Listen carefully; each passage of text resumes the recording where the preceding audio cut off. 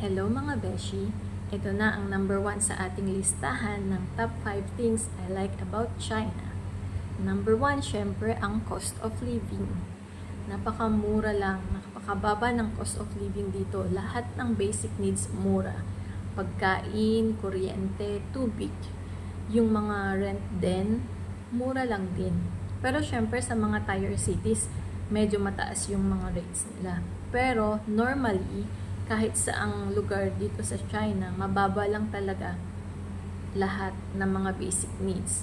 Pero lang yung mga kumbaga luho na, yung kagaya ng mga fast food, mga ganyan, yung mga may sugar, mga kagaya chocolates, mga soft drinks, ganyan. Syempre, mahal na yung mga yan. Pero yung mga tubig, ganyan, 2 RMB lang, isang bottled water.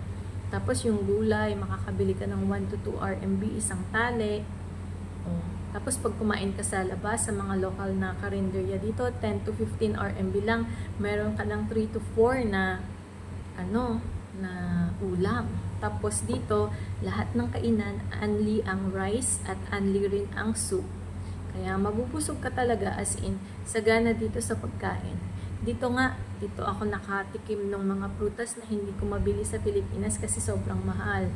Gaya ng mga cherry, mga lychees, peaches, mga ganon. Dito ka lang yan sila natikman. Tapos yung mga iba't ibang prutas din na nanghihinayang kang bilhin sa Pilipinas kasi nga hindi na carry ng budget, diba? So dito kahit mababa ang sahod, mga halimbawa minimum dito 200 to 250 RMB ang isang araw, ganyan. So, may matitira pa rin. May masisave ka pa rin talaga. Kasi murang-mura talaga. Yung tubig nga namin dito, nasa 200 lang. 500 RMB sa isang buwan. Depende kasi sa consume namin, lalo na mayroon kaming malalaking machine. Tapos yung kuryente namin dito, magkano lang?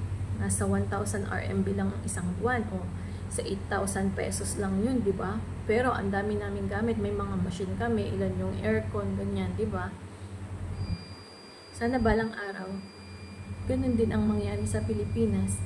Basta, magkaroon lang talaga ng mga opisyal ang ating gobyerno na may malasakit sa bansa at sa mga mamamayan. So, yun lang.